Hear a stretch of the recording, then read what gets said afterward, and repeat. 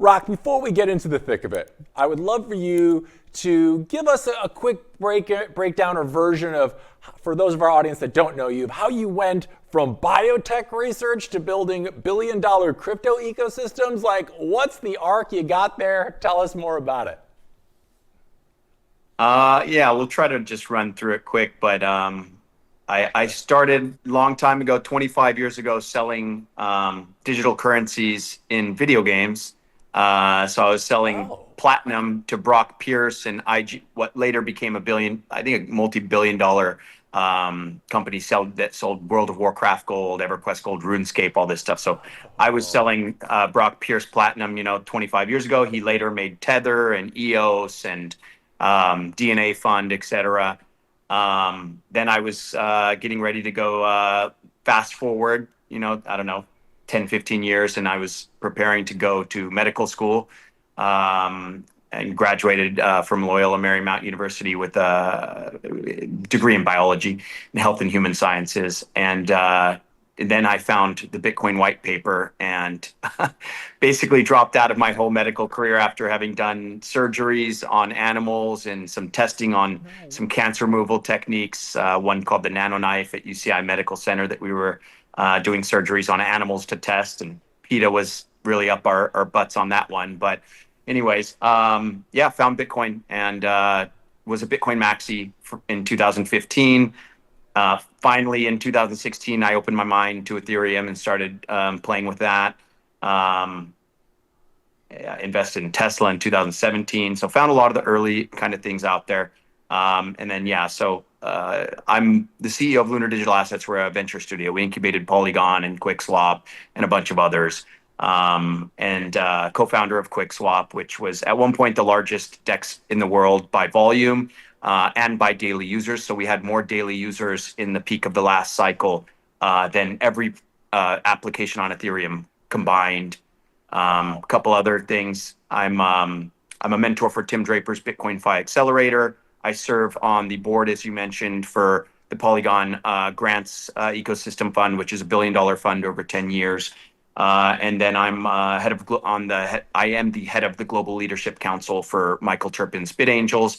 He's the one who helped run the original ICO Mastercoin in 2013 and did the PR for Ethereum and things. No, nice. Yeah. Great friend of mine. Yeah. I'm here in Puerto Rico. I'm from LA for almost 40 years, but I moved to Puerto Rico thanks to Michael. So thanks, Michael.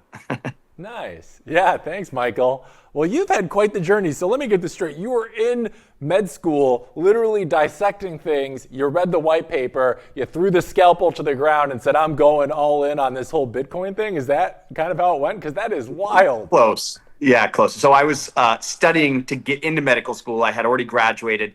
And I was already doing these surgeries in internship type things. So I was working under this kind of legendary surgeon named Dr. Imagawa at UCI Medical Center. And it was lucky enough for him to get me into operating rooms. I mean, I think that evolved over time.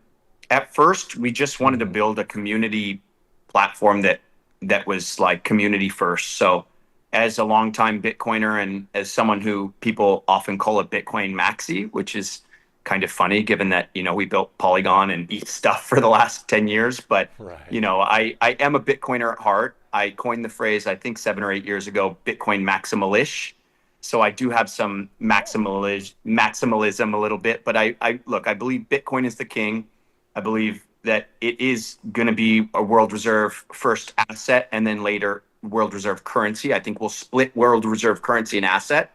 So right now it's the world reserve asset is the world reserve currency, or you can say they're kind of split because it's a dichotomy kind of system of bonds and dollars. But what I think will happen is that'll split. I think Bitcoin will take the crown for world reserve asset, meaning people will store their stuff in it. And then over time, as it takes that crown, then it'll absorb the currency crown eventually. We're talking, 20, 30, 40 years. Right. But yeah. Do you think that, I've heard people like Jack Dorsey, for instance, who said that in order for Bitcoin to kind of fulfill its destiny, it will need to be treated as a world reserve currency. Are you kind of on board with that statement, or do you think that it can just be a hard asset like gold and be just fine? Or do you think we're going to need to be buying and spending in Bitcoin at some point in the future? I was just debating this with someone this morning on a business call. I think it would be just fine, and it would, could easily hit 100 to 200 trillion market cap, just being the best store of value on the planet. But I think for it to truly be money, and this is like debates about what is money, right? And there's lots of experts on this and books about it, but like Robert Breedlove is a pretty good one. You guys can watch the What is Money show. But I think ideally, yes, we become currency medium of exchange too, and that comes second.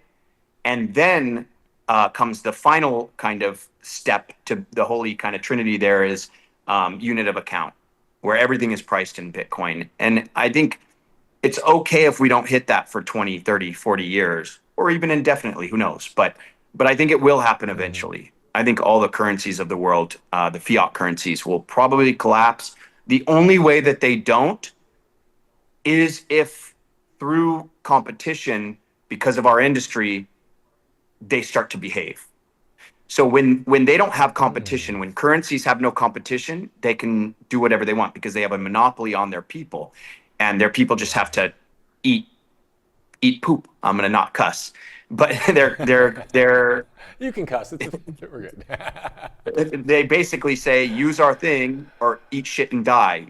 Essentially. Right. And I think now, Friedrich Hayek in a famous interview with my friend's dad. His name's Anton Blankard, but his dad did this interview with Friedrich Hayek where he said, it won't be until in some sly or roundabout way we are able to take money out of the hands of government that we could have good money again.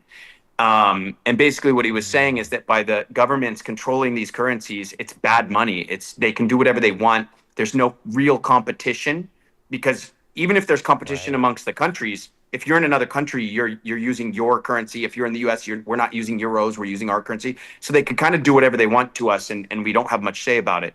But because Bitcoin was invented, more than just the fact that it's better, it makes them behave, it makes them compete. So the biggest, like when people ask me, what's your biggest fear for how does Bitcoin fail? It's the governments actually start having good money again. And they did at some point, right? Bretton Woods, and the dollar was backed by gold. It was a good money, actually. But it's not anymore.